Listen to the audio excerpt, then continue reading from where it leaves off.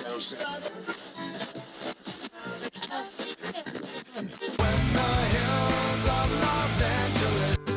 Angeles, I'm and most Hollywood nights. She goes to California, oh, California. What you say about Los Angeles? LA got the people saying,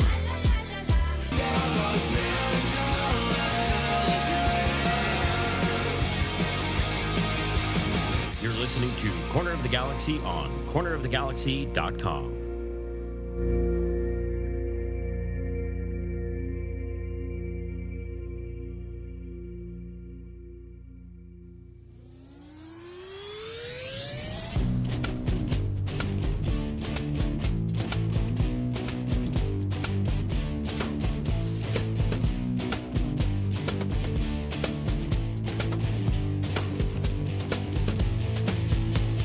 Welcome to Corner of the Galaxy, the show that talks 100% LA Galaxy soccer. We're glad you could join us.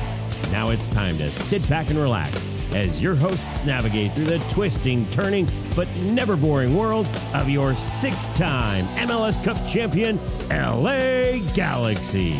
Hello, everybody, and welcome to Corner of the Galaxy on cornerofthegalaxy.com. I'm your host, Josh Guesman, coming to you on a Thursday, March 13th. The long national nightmare is over. The LA Galaxy have won a game. Now, it wasn't a league game. We'll talk about how that will certainly affect them on Sunday, but it was a game. They did score goals, 4 goals, as a matter of fact, more than 4 times as many goals as they had scored all year up until that point. Celebrations around, ticker tape parades, all that fun stuff. And the LA Galaxy advanced past Herediano. We're going to talk about the game. We're going to talk about the quarterfinal matchup. And then, of course, we're going to get you ready for the Portland Timbers coming up this weekend. A lot to talk about, a lot of fun to have. In order to help me do all that, we're glad to have her back. It's Miss Sophie, the Cannon Nicolaou. Soph, how are you doing?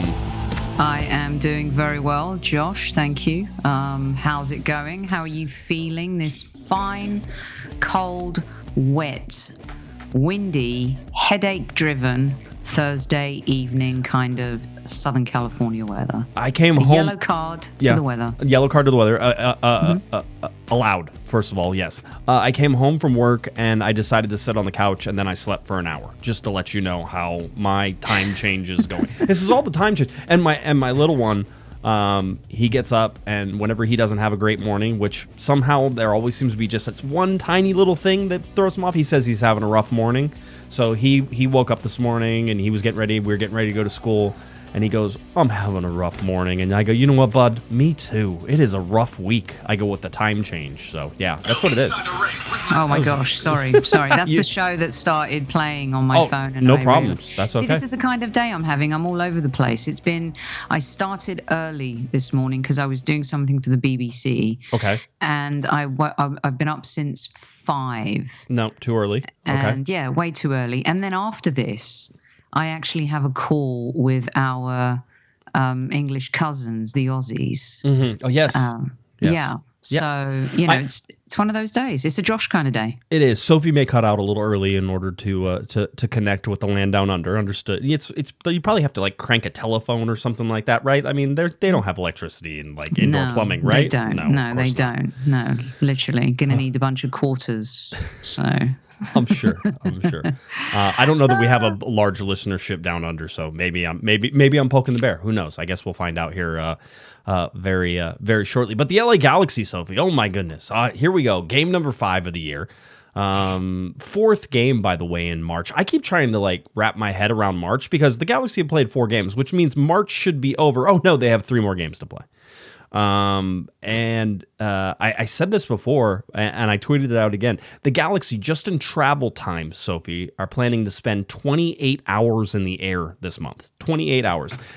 As somebody correctly said, the European mind cannot wrap their head around the travel schedule of the LA Galaxy this particular day. Do you think that that's a fair do you think if you've been here for too long and covering MLS for too long, you get it? But if we picked you up from down in London and then dropped you here and said, oh, by the way, the Galaxy will spend more than a full day, 28 hours traveling for their 7 games that they are playing this month, does that seem would that blow your mind?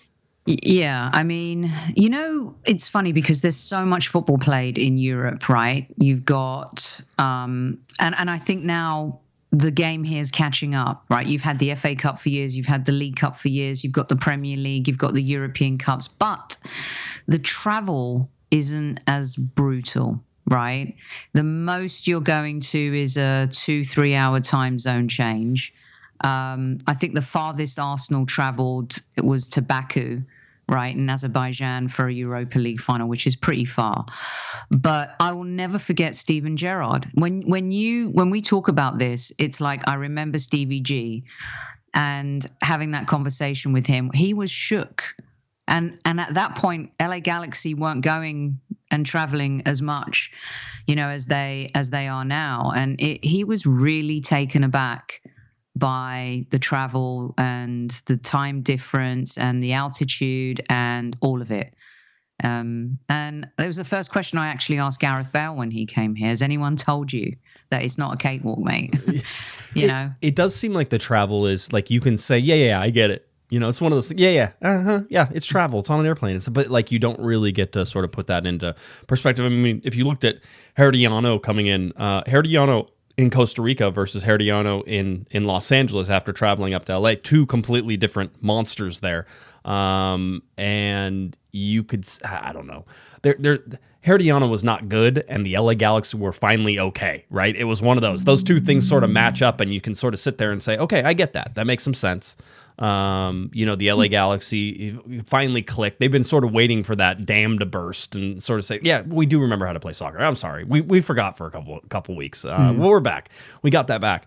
By the way, I don't know they're back, but I'll certainly say that Herediano wasn't good enough. You can only play who's them. In front of you, though, right? And they did what they had to do. And I think there would have been more a narrative or more question marks had they not been so convincing, right? So they did their job, the job they had to do.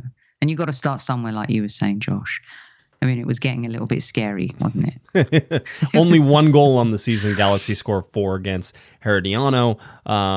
It looked like, and by the way, almost 10,000 people at Dignity Health Sports Park for a Concacaf Champions. I know people will be like, that's no people. That's, on a regular league Wednesday, you're going to get 17, 19,000. Absolutely, you're going to. But these tickets are not included in the season ticket members, and the reason that is that CONCACAF dictates the prices of the tickets. People were complaining about the prices of tickets too, How right? much was the average price? I think Josh? people were still paying like $45 to get in, like for that game, and I'm like, that's a $25 game if I ever saw one. Free parking. I mean, the Galaxy did the stuff that they should have done, which was like sort of open things up. I think it was mostly GA as well. I think it was just general admission. Go sit where you want to sit, that type of thing.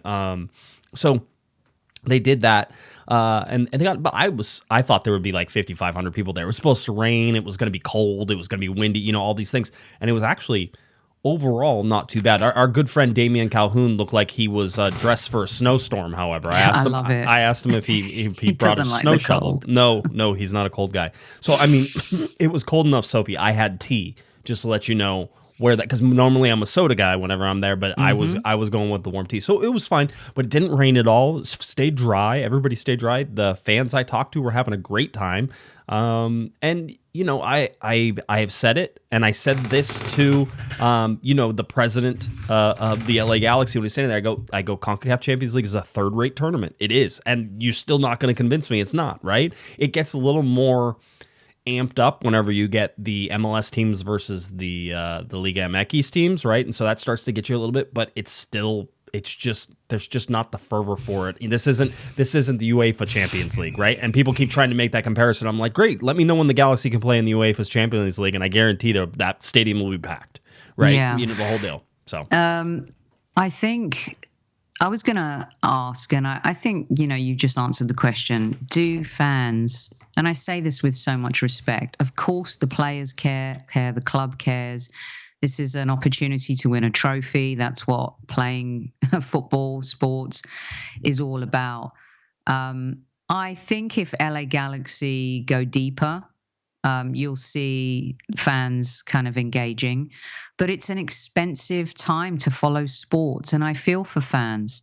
when it's not included in your season ticket price, $45, especially when we've seen it's like a lot of people go as a family. That's $90 if you have a significant other that you're taking, right? And that's you got without the concessions, right? That's $180 whenever you have a family of 4, right? Now, granted, as somebody pointed out, parking was free, sort of offset the ticket price a little bit, which was good. But you're talking again concessions.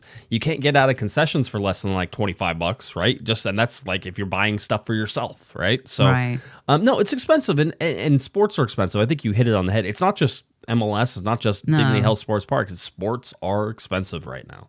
Exactly. And the Champions League, look, the history is there, but of course, the pinnacle, excuse me, in Europe is to win the Champions League. For some players, for some generations, the Champions League has superseded the World Cup. For me, the World Cup is still the greatest tournament on the planet of the Earth, and nothing you can say will change my mind about that.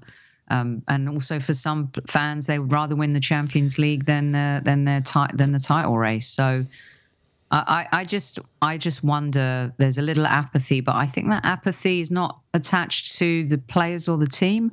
I think it's attached to economics right now for a lot of people. Could be, certainly. I'll tell you, talking to the players, they certainly seem pretty jazzed. I mean, getting a win like that is also important for them. A short-term loan, by the way.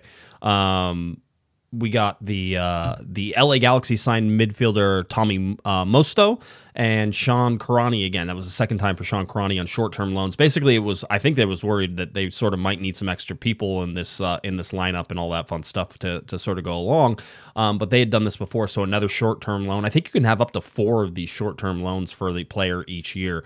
But I think they can play in no more than 2. But that usually applies to league games and not necessarily non-league games. And I think non-league games there might not be a limit whenever it comes to it. So that was the one little bit of housekeeping. But then you had Herediano traveling their 2,700 miles and almost 6 hours of travel to get there. And then the LA Galaxy putting out their starting lineup with Aude, Yoshida, Zonka getting his first start there, Cerrillo, Fagundez, Peck, Parente, Lepley, Miller, Barry, and McCarthy. So the big things there is Barry getting the start up top.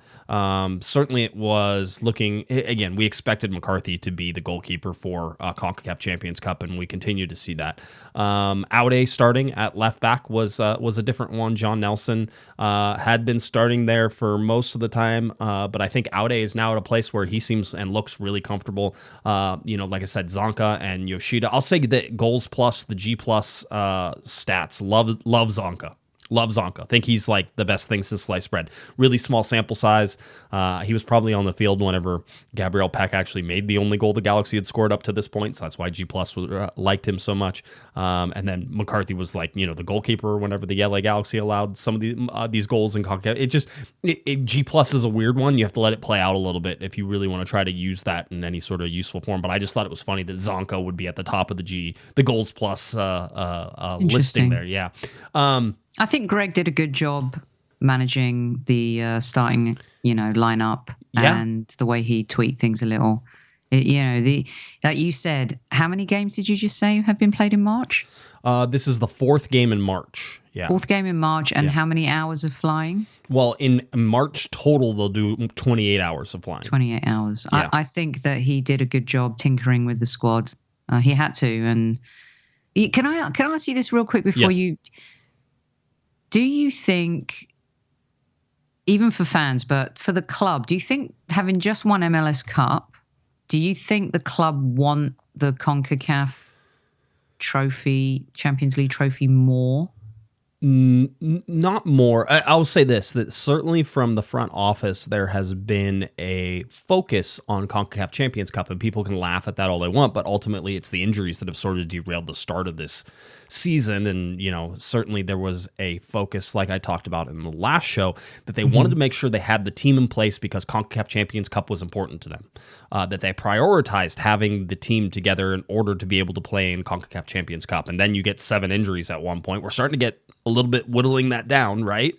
But you get 7 injuries, and all of a sudden now it looks like, again, I think that this team is going to be fine. And if you saw their movement on Wednesday night, you're going to see, I think that they're starting to build towards understanding how to play without Ricky and just who's going to generate chances and how much movement it takes in order to make up for the lack of Ricky Puig and all that. And then Painsel's going to come back, all that stuff. But having said that, I think that there was a priority, certainly from the players, the coaches, the front office, to put something together for CONCACAF Champions Cup. That's going to be difficult for them to extend their stay past this next round because they'll be playing Tigres.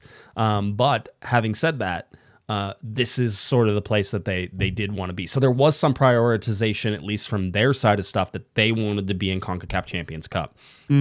I think it's interesting. Let me just bring this up. I heard Landon Donovan talking because he was talking about the LA Galaxy, and he goes, "Listen, this team's going to be fine." Whole deal. He goes, "But I want to tell you how difficult it is as a player, as a coach, as a staff, as a front office, where you just won MLS Cup and you've kind of been holding your breath. You through the LA Galaxy for like 10 years, right? You're trying to figure out how to get away from these bad, constant bad years that you've been having. And you've kind of been holding your breath for so long. And then you win MLS Cup and you get to exhale and relax for the first time.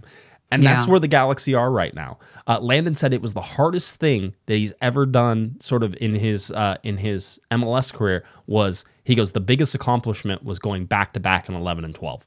And he goes, and if you remember that 12 team sort of coasted through the first part of the season until about June. And then all of a sudden they kicked it on. And they ended up being like one of the last ones in the playoffs. And then, they make a run down towards MLS Cup and win it. So I think there's a tendency for fans, for reporters, for front office, for players, everybody involved in around the club to sort of be like, okay, that was last year was it. Like last year was what you want, that type of thing. So I think it's difficult to find that intensity again, at least right away. I totally agree. And I think that, the mindset is let's just get to the playoffs, right? Yes, yeah. And like you said, the last time that we spoke, it's hard, the way it's set up now, it's really difficult to miss the playoffs. But in the last presser, I asked Greg, didn't I, about you've had injuries. This is it's a big turnover team.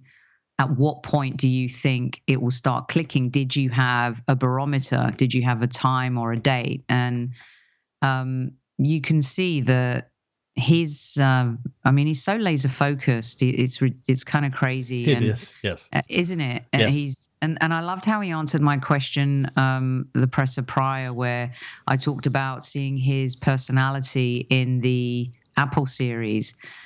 And I said, seeing you so animated and also angry and he talked about being a perfectionist and he even is a perfectionist on perfection. Right. And I kind of, there was a time where I questioned whether Greg was the right guy for the job. And, really a player once said to me, Super Kevin Campbell always used to say it's the players, right? And I'm like, well, it's a little bit of both. But you saw once he had turnkey, his players and the atmosphere and the environment, everything just really clicked and changed. So it's hard. It is so hard to win, but it's so much harder to win again, the following year. It's tough. You're 100% correct. I think it's interesting, and I've seen different teams. Certainly when Bruce was coaching, the teams were very much in Bruce's image, right? Sort of how he is, his personality, that type of thing. Greg Vanney's is even more so. His imprint on the team and what they do and how they play is so much a value of his personality, right? And by the way, you can tell it rubs off because the players come out and say the stuff that Greg tells us, right? Greg will be in a press conference and he'll be away from the players and he said, I told the players this, blah, blah, blah, blah.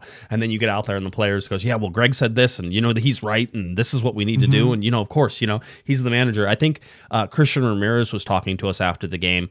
And he was saying, everything that Greg does is for the love of this team. So, how can you not want to follow him to do this stuff? You could see it in him. There is something I don't think is talked about enough, but there is a special connection to the fact that Greg Vanney played for this team. And I think it's underground. And if you don't pay attention to it, and everybody knows it, it's not like it's a secret, right? But if you don't pay attention, that maybe it's that 1% more or that 2% more that Greg Vanney puts into the LA Galaxy, you can see that there's something special about this team whenever he's coaching. I've always felt that way watching him. There's this connection that is deeper than what he's showing us. And I'll say it again. I think he's one of the best managers in Major League Soccer. I talked about it preseason, and then the Galaxy, of course, get off to a 0-4 start, and it kind of goes away. But the bottom line for me was that Greg is one of the better managers in Major League Soccer, and I think you can put him up against everybody in there. That's the Wilfred Nancys, that's the Pat Noonans, that's the Bruce Arenas right now. The Steve Cherundolo's. You want to put him up there in the upper echelons of coaches in Major League Soccer. You can Oscar Parejas, which no higher honor in my opinion than being up next to Oscar Pareja. Love me some Oscar Pareja. Your man crush. Yes, absolutely. He's coming for Orlando. Can't wait to see what that Orlando team does. But Josh, you know what? Real quick, you are 100% right, and you've always seen that in Greg.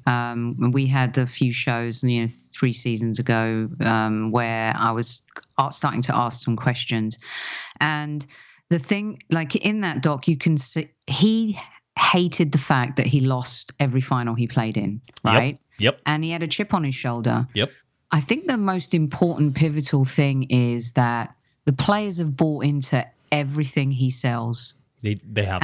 And I think that during those tough times, he sold some pain, but he was providing the solution. And he could see the roadmap, right? Right.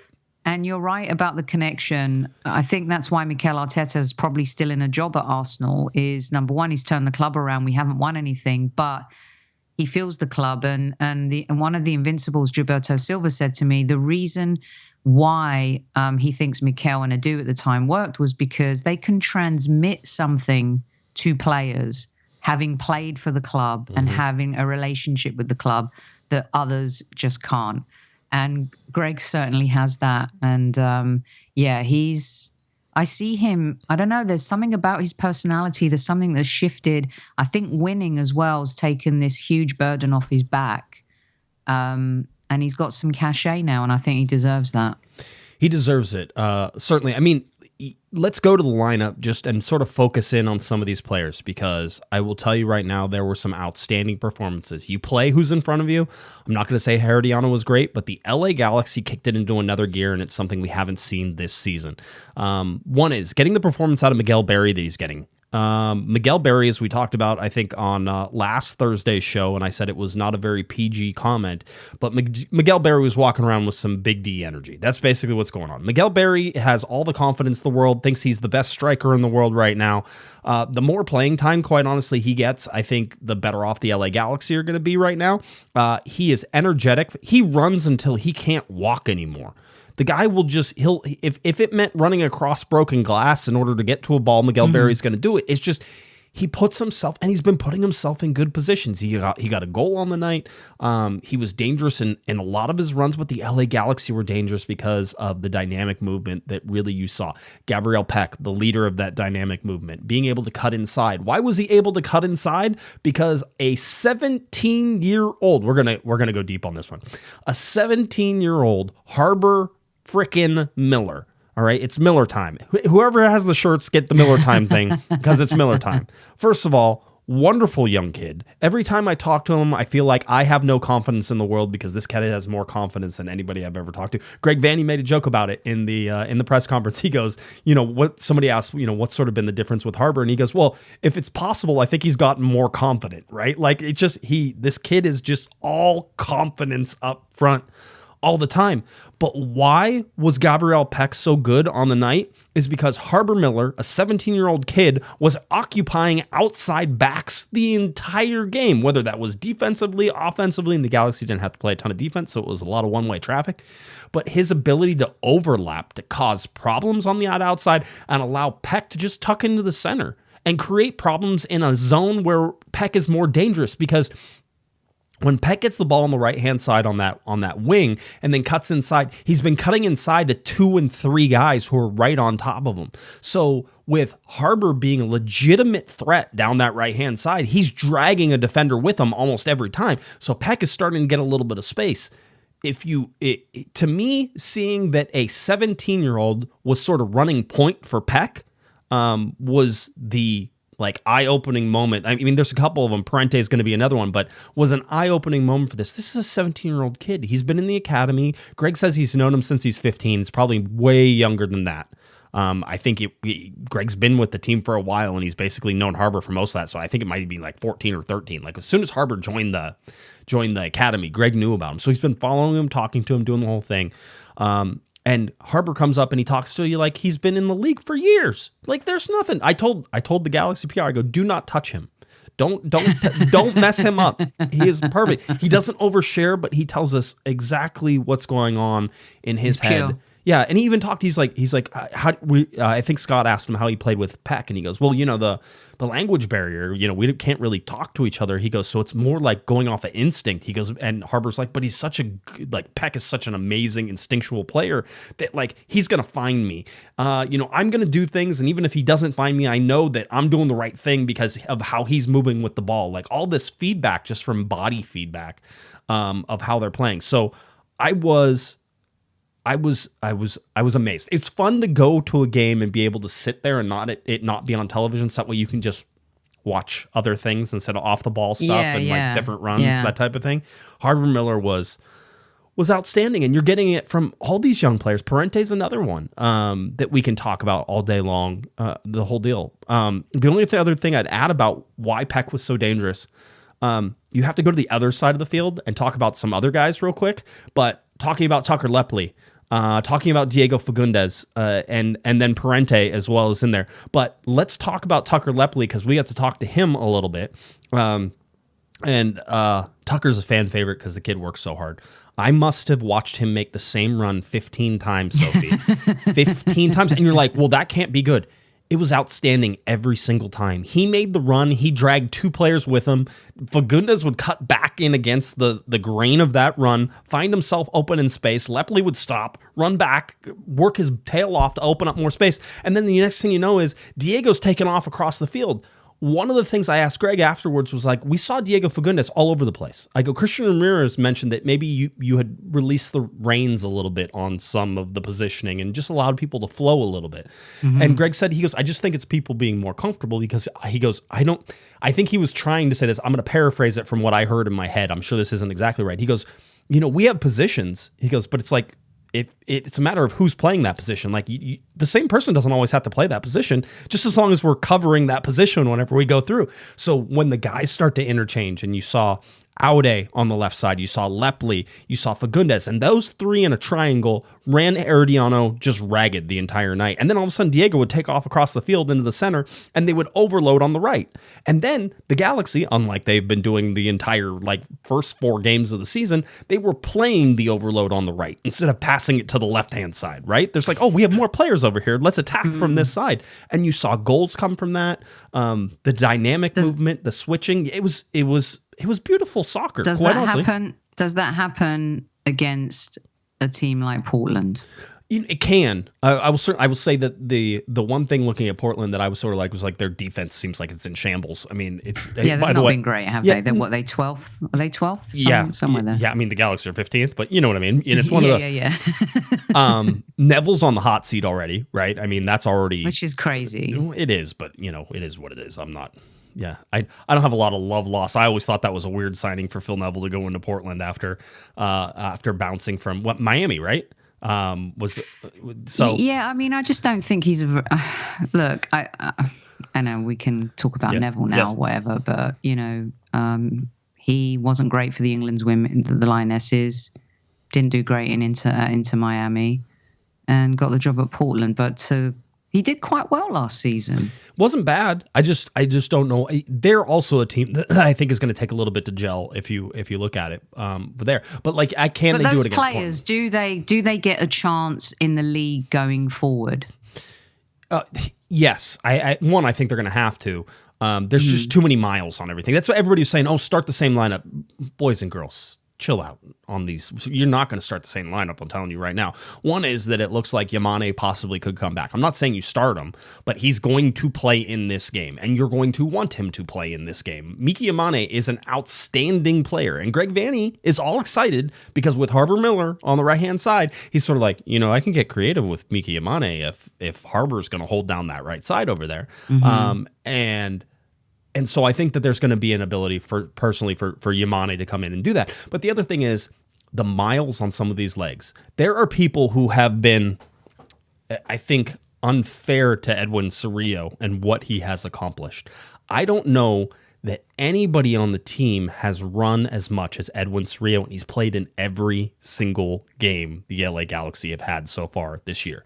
Every single game in a spot where they hadn't, until Parente came in, really had a solid double pivot partner there. So he's having to cover all the ground, having to do all the defensive work, we talked, he was going to walk by us in the mix zone. So, for Concacaf Champions Cup, we do Mix Zone, which is fun. I said there should be a TV show called The Mix Zone. But it's about a sports reporter who's covering soccer, obviously. And so you go down to the Mix Zone. That's basically where players walk by and you flag them down, right? I hate the Mix Zone.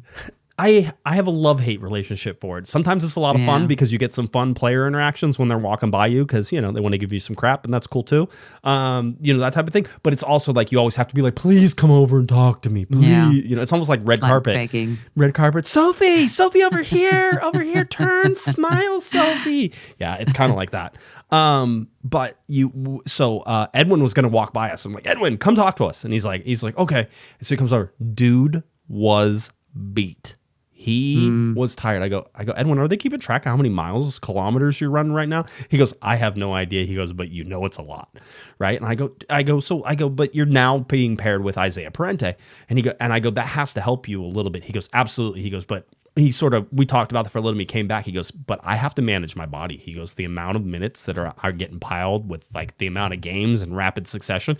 A long season last season, all the way to the end. All the way to the end. He's young. He's a younger kid, but you can't just play him forever. Yeah, you could break him. So I think Edwin Cerrillo's done a really good job trying to hold down that position in a position that's been tough, right? Gotta be like that's a hamstring waiting to happen. Do you know what I mean? Right. That's yeah. And I hope he's not being made. I haven't seen too much, right? But. Right. Is he being made a bit of a scapegoat for the start of the season, do you think? No, I mean, people, it's the same with like Mitrovic. I don't know that Mitrovic has been a problem. He's caused problems. Don't get me started. Problems. Is he the biggest problem the LA Galaxy have had? No, but he's one of the bigger problems, right? That type of thing. I'd like to take this opportunity to apologize to John McCarthy. I repeat, the white courtesy phone is for... John McCarthy. The white zone is for immediate loading and unloading of passengers only.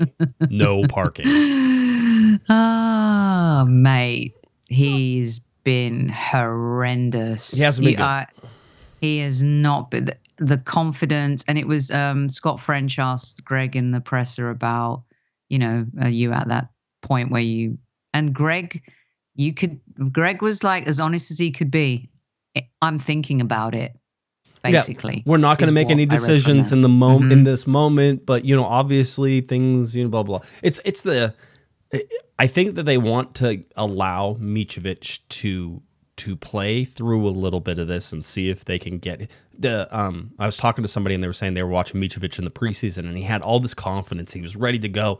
He did all the thing. And now he's out there playing and he looks like he's, he not scared because he's not scared, but he looks nervous. He looks like he doesn't know when to come out. He doesn't know. His positioning is the thing that worries me about him is positioning sometimes with goalkeepers, or most of the time, is instinctive as well as what's drilled in and trained for you. And unfortunately, the back line, which was pretty confident last season, players like Maya are not looking great at all so far this season. And you know how much I love Maya. We all love Maya. But the confidence of the goalkeeper is everything for that back four. Yeah. And when you don't have confidence in your goalkeeper, you start questioning even your own positioning, passing, timing, movement, all of it. And he's causing havoc and is making it look like the defense is struggling. And look, they're not playing great, but also that's got a lot to do with the midfield as well. That's a transitional kind of period that the team is in. But the goalkeeper, and I agree with you, I think he's got to play through a little bit of pain for the club and for Greg to know if he's the guy or not.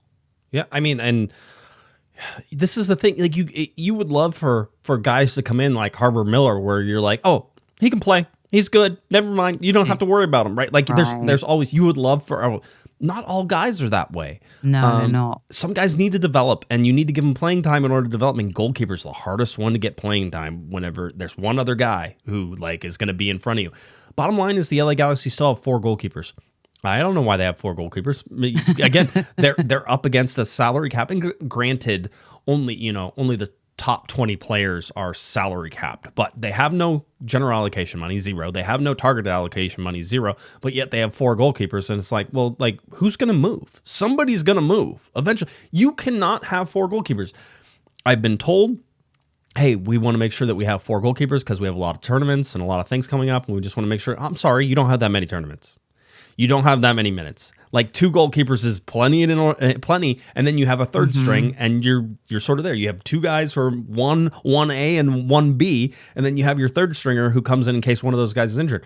Right now, the LA Galaxy have 4 goalkeepers, and if you're asking me to the guys who I like and who I've seen play well, I will tell you that Mitrovic probably isn't my number 1 or number 2 pick right now, the way that he's playing. I like JT Marcinkowski a lot too. He is a good keeper. He has been a good keeper in Major League Soccer. He is tried and true good keeper in Major League Soccer.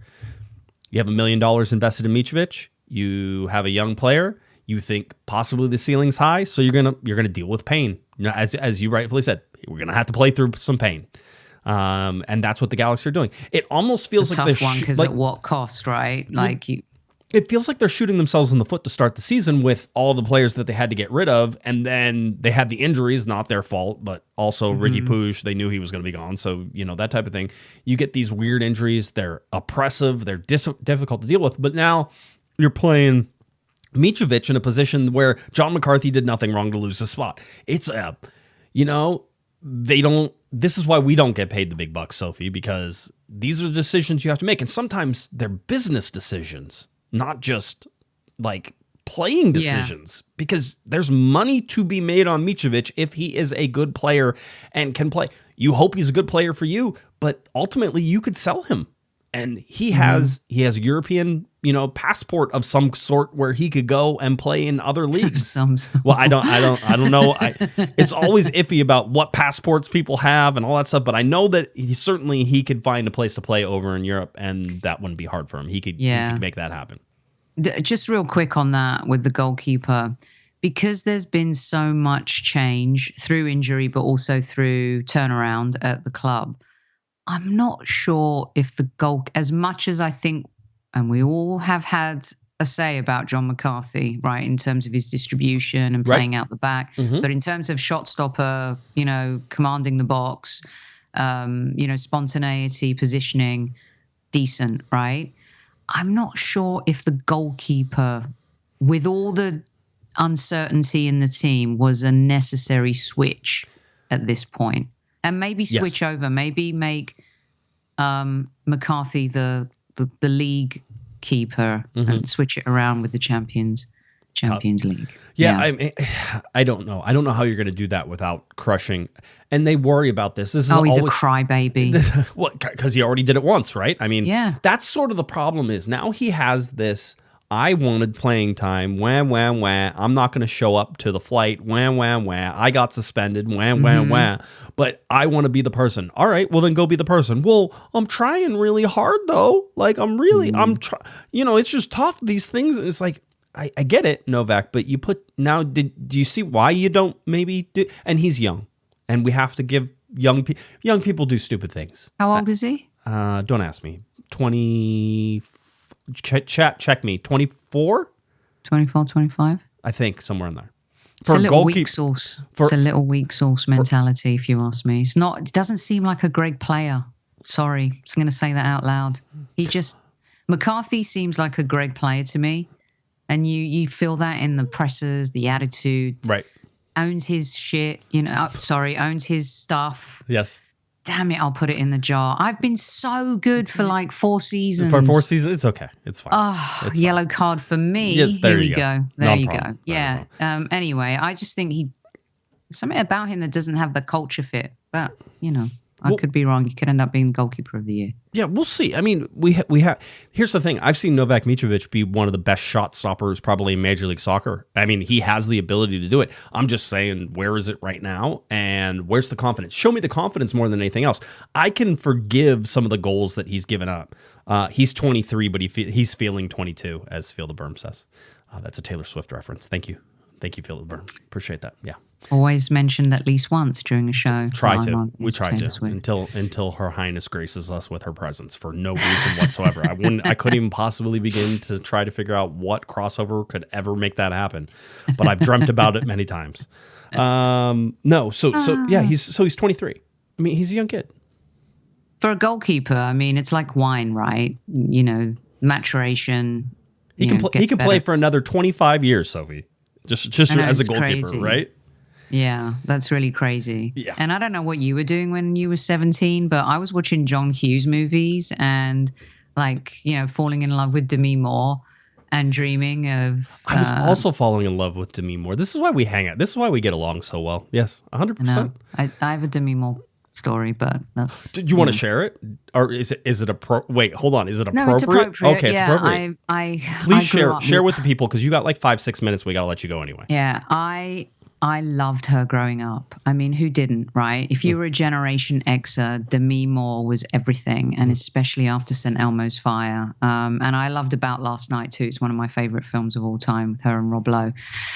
And I started working for 20th Century Fox, and I was going to a media screening for 1492 Conquest of Paradise, directed by Ridley Scott. Mm-hmm. And we go to Leicester Square, like the big theatre, and sit there with my mate Daryl, who was a publicist at Miramax, and I was at Fox.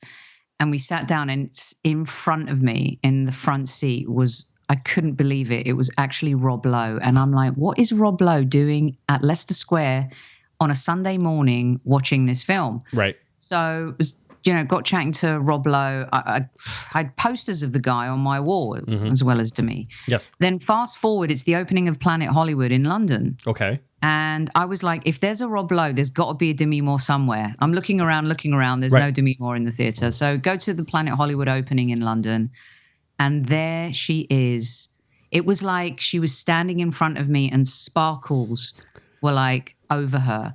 And I've never, ever asked anyone for an autograph. If I have an autograph of someone, it's because of a film poster that they've signed. I never asked for it, right? Right. I'm like, I'm going to ask her. This is so cheesy, but I did. I'm like, she was my ambassador of corn, right? Right. So she gets a Planet Hollywood napkin and she writes Demi Moore on it. And we're having this conversation and she's so awesome. And I'm like, inside, I'm just saying, I love you, within me. Right. And then Patrick Swayze shows up. Of course he does. Right? Yes. Mm-hmm. And interrupts my conversation with Demi. How dare you, Patrick? And let me tell you something. Yes. How dare you? Yes. Don't ghost me, right? don't like ditto me, mate. And they had their little ghost reunion. Yes. And I kind of got dumped by Demi in that moment. It was like, Patrick. And they were like the love fest. And I was like, I just want to finish that story about John Hughes. Can we just get back to it? Wait, hold on 1 second. Can we rewind that? I see it. No, that's a good story. See, that's a good story. I like that. Is that a good one? Clean? Yeah, clean. It was fine. It was fine. It was exactly what it was supposed to be. So, no, it was going back to the Galaxy now. I don't even remember. We were talking about Mitrovic, right? But looking at Mitrovic, I always like when we get sidetracked and have to try to find our way back. But no, he's got to be better. He has to command that box better. He has to do things because I don't think he's going anywhere for this Portland game, and I don't think he's going anywhere for this entire month. I think he stays. And so my big thing with him is that if he doesn't perform here outside of March, I think that's whenever the hook is going to come. And then I think he gets Portland, and then if it's not good, he's done. Because see, I think you're going to get Portland, and then you're away to Minnesota, right? And so I think he can stay for Minnesota, and then it's home to Orlando. I just feel like March is going to be his, his time, and that's a pretty cool thing that he gets that much time to sort of figure this out. But if he doesn't figure it out, I don't think Greg's already hinted he's not going to wait forever. Like you can see it, you talked about it, so he's not going to wait forever. No, but looking at this game, looking at Herediano, looking at, again, we did our score chart to figure out where the Galaxy were the whole time, so that way we could do it. I had to explain to everybody that the away goal is a tiebreaker only, so the score has to be tied in order for it, tied on aggregate, but in order for the away goal to then break the tie. You can't, it doesn't count for two. Right, we were. This was a whole big deal. The entire. It's again, away goals are weird, and they're sort of going away. Oh, they're going away from away goals. But yeah, like in Europe, they don't. Yeah. They don't count anymore. I think it's drama in a different form. It sort of adds this like, oh, okay. If you watch Vancouver play their match. And they scored an away goal, and all of a sudden they're winning with 2 away goals, and you're like, oh my god, like they can't be caught now. Like this is crazy, the whole deal. So you're starting to try to figure it out, and the whole deal, and it's like, wow, this is amazing how you're sort of putting them in, and they ended up advancing past and doing all that. So I think they got past Monterey, which was if you watched any of that game, it was crazy game to watch. Yeah, crazy. I think it gives more jeopardy. Taking at first I really didn't like it. I'm like, why take away that advantage for teams? But I think you get better football, and teams are less, conservative. Right. And when you get to that second leg, it's not over. Right. There's still anything can happen on any given day. So yeah, I like it. I like it now. I didn't at first, but I do now. Do you need to go? It is now I time. do. Okay. I do, unfortunately. All right, but I'm sorry I gotta run, but there's I have a call I have to have with your Struth, mate. Let's throw another shrimp on the barbie, why don't you? While we're having our call. If you do it on FaceTime, do you have to hang off the edge of the bed upside down in order for it to be right side up on the other side? I don't know. These are questions. Maybe you can answer them for me later. All right. What am I going to miss on the rest of the agenda? I'm kind of, I'm having I have Portland to talk about, and then just some like cleanup stuff for stats and stuff. So you won't miss anything too major. I think you got to the heart of it. All right. I'm going to say Portland 2-1. 2-1. Okay. You think the Galaxy are going to beat Portland 2-1? Yeah, or? I do. Okay. I do. I think Gabriel Peck is like, is ramping up now. The no-look pass, by the way. Yeah. Come on. He's feeling it. That's my guy. It's a good thing. All right, Miss Sophie. We'll catch you next time. All right. See you later. Thank you. There we go. Bye. There goes Miss Sophie for tonight. Now you guys are stuck with me for the rest of it.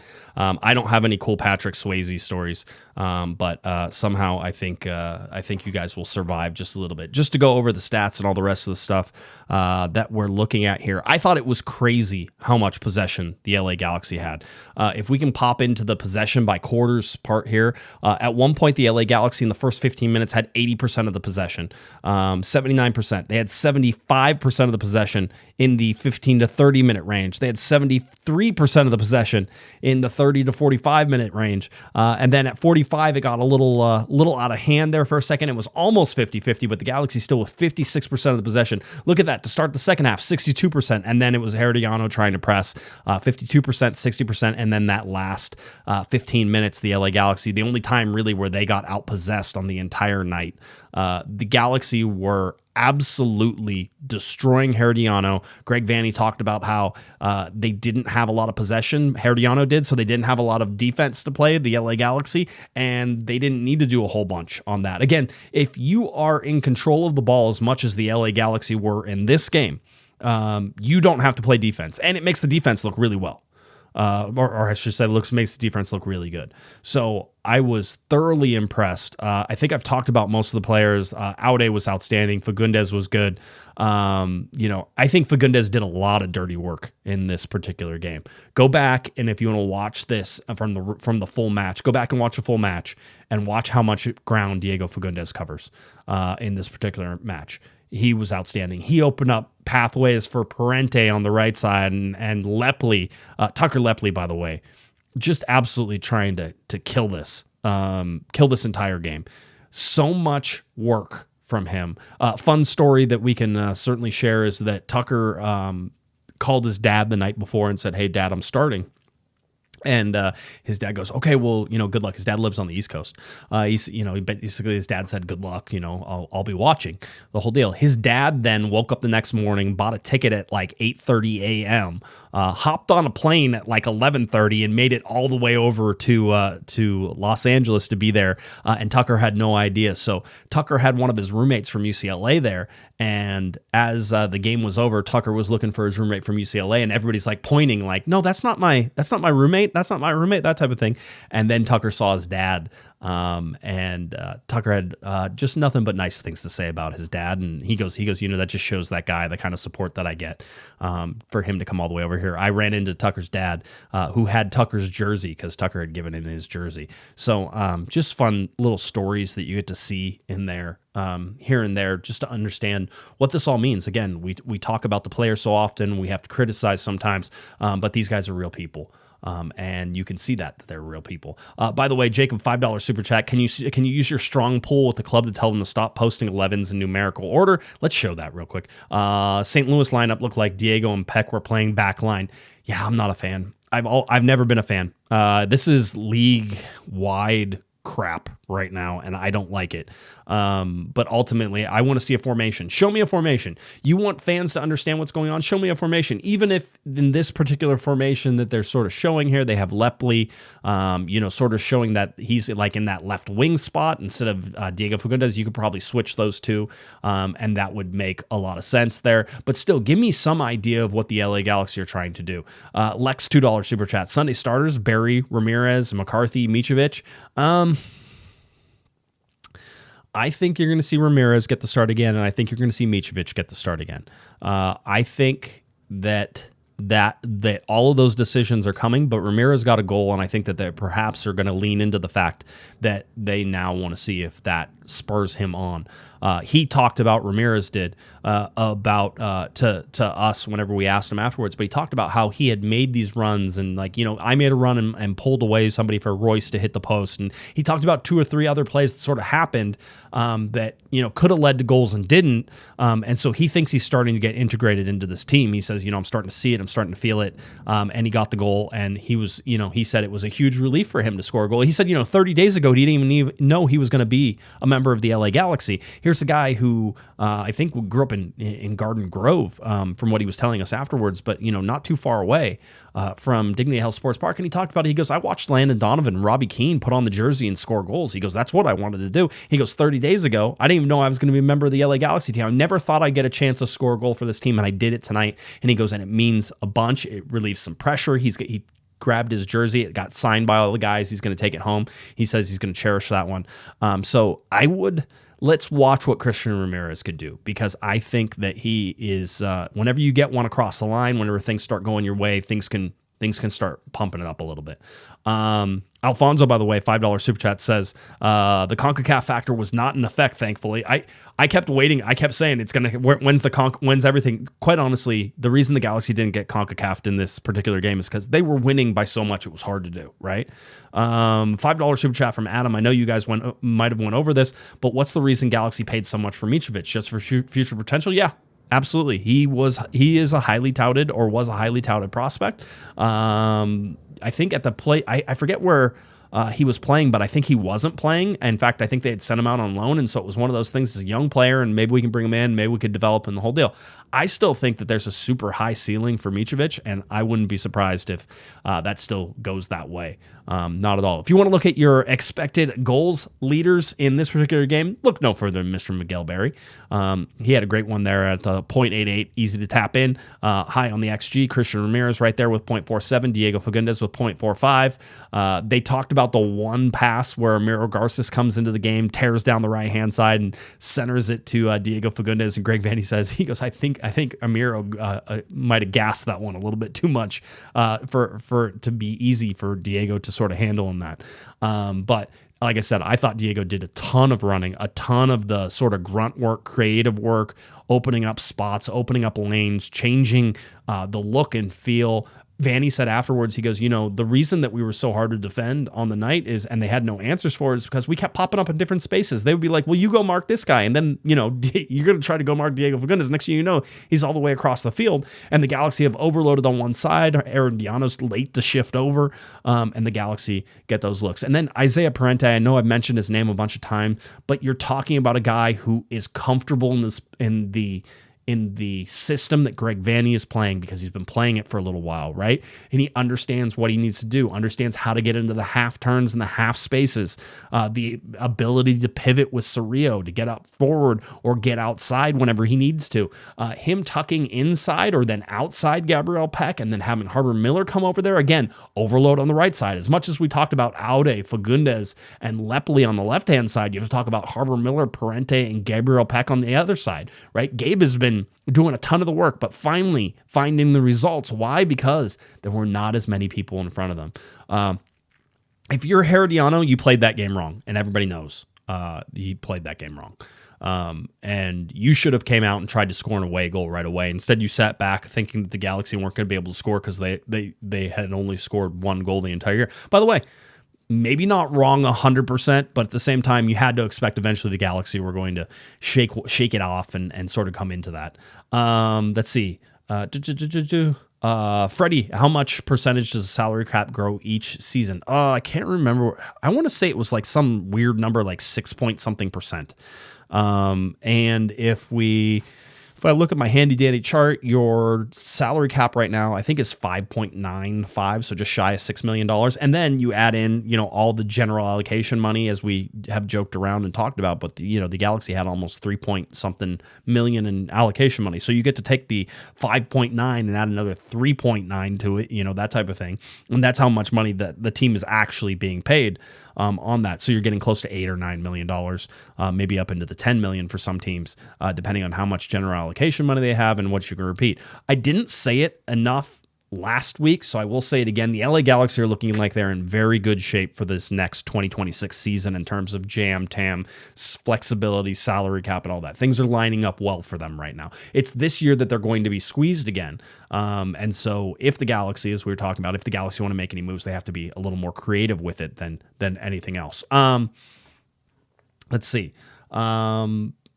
We can. I saw a bunch of different things that I wanted to talk about here. One of the things was injury updates. What we can tell right now is it looks like Paintsel. These are the guys we're pretty sure are training right now. Paintsel, Yamane possibly available for this weekend. We already talked about it. Greg talked about that earlier. I think Yamane could come in a sub role and get some minutes in Portland. I think you expect him to if he is available. People are like, oh, you can't play him on turf. Listen, there's going to be tired legs in Portland. So you're going to want Yamane to come in and provide some relief on that. And he's a very good player. So Yamane will be back on the field as soon as possible. Harbour Miller's great. Miki Yamane is a guy that you have that can play over on that position or a different position if Greg Vanney wants to move things around. So Yamane's there. Paintsel's training. I would say that we're still probably 2.5 weeks away is my guess right now. But he's slowly coming back, it seems to. Nascimento apparently training as well. And so those are the guys that are sort of back. That only leaves, by the way, Cuevas and Puig. Once you get those three guys back, because there's 5 injured right now, from what I can remember. Marco Reus did not play in the Herediano game, and we were told afterwards by Greg Vanney that it's nothing serious, but it is load management. Okay, so a little load management for that. I will also tell you that Marco certainly has hinted and indicated that he is working on something. Like there is if not an injury, just I am old and my body hurts injuries type things. And maybe Marco wouldn't love me calling him old, and I apologize, Mr. Royce, for that. But it's one of those things that you can see he's older. He needs more time to recover from some of these things, and the Herediano game was not important. But now you're going to go play in Portland on turf, so maybe that's why he gets the full week, because they were planning on playing him in Portland on turf. So we'll see that. That was for Darren. Had the Paintsel injury update. That's where we're at. I asked the salary cap as well. So we can sort of get the idea of where the LA Galaxy are going. I told you that the next round for the LA Galaxy in the quarterfinals for Concacaf, they're going up against Tigres. Tigres was 1-1 whenever they played the first game at Cincinnati, and then 3-1 whenever they were home in, I believe, Monterrey.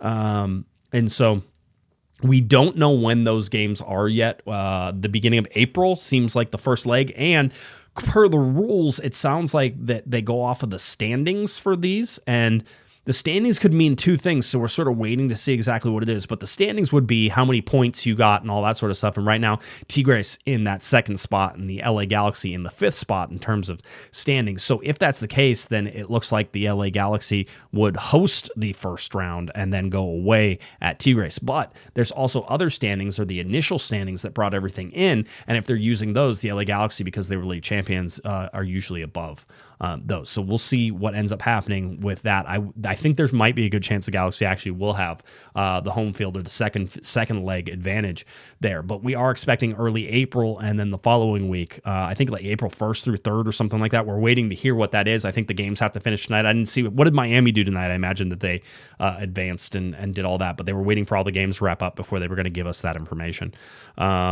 The rumor true about Cristiano Ronaldo? Well, if the rumor is that he's not coming, then yes, 100% true. I did talk to some people around the LA Galaxy a little while ago. I would say that as of right now, the way the LA Galaxy are being run, and certainly under this administration, that Cristiano Ronaldo does not pass the background check. And because of that, I don't think, and by the way, there's always been question marks about him coming to the United States anyway. I would not be holding my breath for Cristiano Ronaldo. I don't think that's happening. As a matter of fact, I was shaking off on that one. If you're, nope, not happening. So, you guys can do with that what you would like. As we look at the LA Galaxy schedule coming up, Portland away, Minnesota away, and then home to Orlando. The good thing is there are weeks. These are all week games. There are no midweek games in that. So we can see that the Galaxy play on Sunday, March 16th against Portland. Then they play on Sunday, March 22nd. By the way, Galaxy have not played a Saturday yet. Not one freaking Saturday game. And everybody knows that the LA Galaxy's bread and butter is the Saturday night 7:30 game. Finally, at the end of the season, or at the end of this month, whenever Orlando comes in, Orlando will be that Saturday 7:30 game. So just giving you a heads up on that one as it goes. So the final thing for Portland and the LA Galaxy traveling up to Portland, this is not a place that I would say the Galaxy love to play. The last 3 times it's been home teams. For the most part, there was a 3-3 draw back in 2023 and 2024. The Galaxy won 3-2 at home and then lost 4-2 away. This is almost an even series, with Portland with 14 wins, the Galaxy with 15 wins, and then 9 draws between them.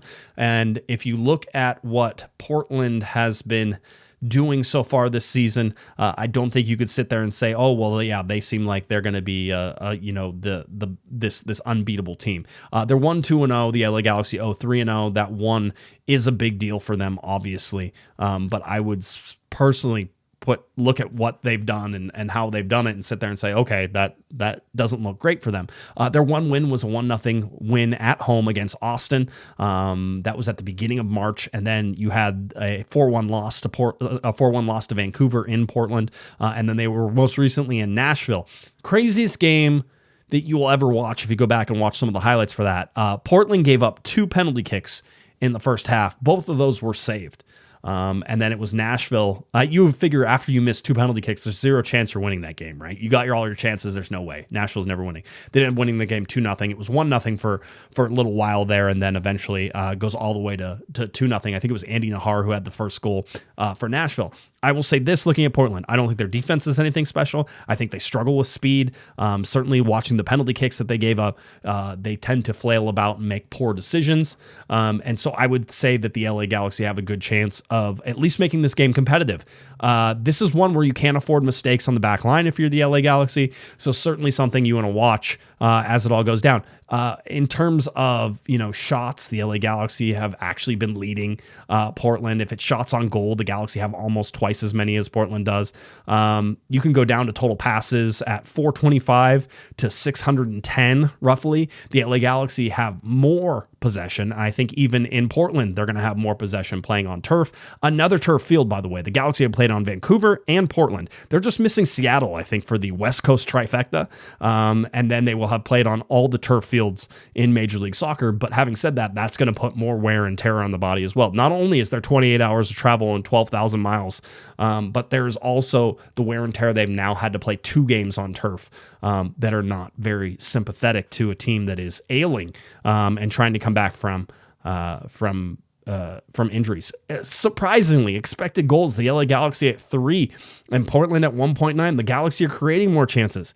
This really does line up in I think a pretty favorable light for the Galaxy, especially if you look at the top sort of lead out line for Portland, and certainly you have to look at DaCosta in there. Ari Lassiter plays for Portland. Calif is there as well. These guys, they have not gelled yet. I'm not saying they can't gel. I think that there's certainly going to be a time when Portland is way more dangerous than they are right now. But what we're seeing so far is that they have not been dangerous. I think eyes are going to open up a little bit whenever the people watch the Herediano game. And listen, Herediano, again, not a great opponent. The Galaxy probably should have had a little bit more success with them down in Costa Rica, but they didn't. But they did take care of business, and the Galaxy looked way more dynamic. If the Galaxy can match that same level of intensity, which I think is going to be tough, but if the Galaxy can match that same level of intensity, I think they can cause Portland a ton of problems. Portland doesn't seem to want to solve problems right now. They want to bully problems, right? So you're talking about yellow cards, games getting chippy, that type of thing. This could be a drag them out sort of fight. The Galaxy want to get that first league win. It's tough to do that on the road, but finding that is I think one of their most important things that they have to do. So that's what we have for the Portland game. That one's coming up on the MLS Season Pass, Sunday, March 16th. I think we're going to get about a 1:30. So I have conflicting times on all this. But I think we're going to start to look at about 1:45. And that could be very close to kickoff time because I think they're starting to show TV time at 1:30. So 1:45 is probably pretty close there. So don't pay 100% attention to that. I've been waiting to sort of find kickoff time, and it's usually provided to me. But in this particular case, on the notes that I had, I did not see the kickoff time listed. So I can't give you that exact one unless they want to do it here, which they don't. So 1:45. This game also on Fox and Fox Deportes, which is why it gets a little tricky. If it's just on MLS Season Pass, I can usually tell you exactly when the kickoff is all the time. But there is a triple header, 3 games on Sunday coming up for Major League Soccer, the LA Galaxy. One of the early games, again, stupid time to be playing soccer, but 1:45 up in Portland will be that particular one. So looking forward to it. After Portland, then they will go away to Minnesota as well, but they'll come home, they'll get a full week of rest, and then it'll be off to Minnesota. We can look at their traveling schedule once again. Portland, Minnesota, then home to face Orlando, and that will be the end of March, finally. The longest, January feels like it's the longest month in the world, but it sometimes I think March is the longest month in the world whenever it comes to it. Somebody was asking why turf in all the Pacific Northwest cities. Rainfall is a lot of it. Portland in particular, their stadium actually does have a river that runs right underneath it. I know that sounds crazy, but that is 100% true. I was there whenever it was a baseball stadium way back in the day. And so they do. Listen, there's ways to do these mixed synthetic turfs now that have synthetic fibers mixed with natural grass, and the synthetic fibers actually support the natural grass and keep it from doing stuff. I think that there's going to be a transition in the next 5 to 6 years away from turf. I think that's one of those things that eventually becomes. I think it just becomes so inexcusable to have that it goes away. Now, Vancouver has a completely indoor stadium. That's a lot harder, but Seattle, certainly having to play with the Seahawks and that type of thing. I keep waiting for Seattle to get their own stadium. I would have, at one point I would have said that never would have happened. I think we're getting closer to that too. So that's sort of where it is. But yeah, there absolutely is a river that runs underneath the stadium up in Portland. I think that's one of those crazy things to sort of talk about. And people are like, "What? Are you serious?" Yeah, there's a river right underneath. Apparently, like near the center circle somewhere too. I don't know if that's true. Somebody had told me that. I just heard that part, but I knew some of the other stuff. So that's what we have. LA Galaxy got a ton of energy out of their young guys. Because of that, they were able to absolutely trance Herediano. I want to see what dynamic energy they can bring to this Portland game, if they can play with that same intensity, which is asking a lot. I really think they threw a lot into the game against Herediano, but if you can find that from them, and I think there's going to be some rotation. I don't think you can start Diego Fagundez again with as much running as he did. I think Marco Royce probably comes in and plays. But, Julian Aude, John Nelson, like there's ways that you can sort of swap around. Amiro Garces didn't play most of the Herediano game until he came in on the right side.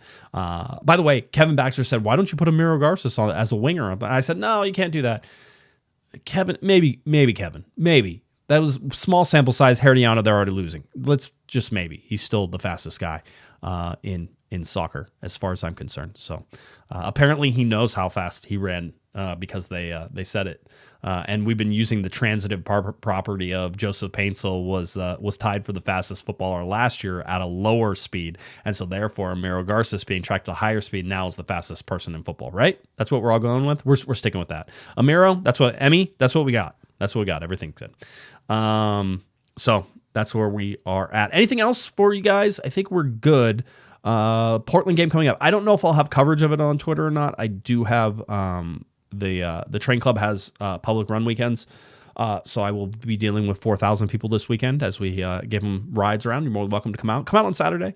You can come out on Sunday too before the game. Either way, would love to see you out in Costa Mesa. So come say hi to me. Always appreciate it. I'm glad Sophie could stop by and help us a little bit. And I hope her phone call down under is going great. But other than that, the next time we will see you in the stadium will be Orlando. So it feels like it's going to be a long time after we've been there. It feels like every other day for the past little bit. So that will sort of be the way that we wrap that up. But the LA Galaxy playing against Portland coming up on Sunday. So I will be certainly watching the game. If I don't have coverage for it, I will be listening while I drive trains, all that fun stuff. All right. Let's see. I think that about does it. If you are looking for Miss Sophie, the Cannon Nicolaou, you of course can go at Soccer Diva on all of the social media channels that you can find there at Soccer Diva. Find her, and of course, she does a great Arsenal podcast that you're with Highbury Squad that you're not going to want to miss. So search that out as well. If you're looking for me on any of the socials at Galaxy Podcast, if you're looking for me on cornerofthegalaxy.com, I have more notes and quotes up there. If you'd like to hear my thoughts on the game after Herediano that you didn't already get from here. Maybe I went into a little more detail, pulled some more quotes, that type of thing, over on the website, cornerofthegalaxy.com. All right, LA Galaxy taking off for Portland coming up on Sunday. Then it's away to Minnesota and then home to Orlando. March, about halfway done, boys and girls. Almost there. For Miss Sophie the Cannon Nicolaou, I'm Josh Pato Guesman, and you've been listening to our little Corner of the Galaxy. Have a great one, everybody. You've been listening to the Corner of the Galaxy podcast on cornerofthegalaxy.com. You can follow the show on Twitter and Instagram at Galaxy Podcast. And be sure to check out and subscribe to iTunes, Stitcher, and Facebook by searching for Corner of the Galaxy. Fans, we thank you for listening, and we ask that you be kind and courteous to your neighbors as you leave the podcast. We thank you for joining us and look forward to seeing you again. Until then, I'm Michael Araujo, and on behalf of the entire Corner of the Galaxy crew, goodbye, everybody.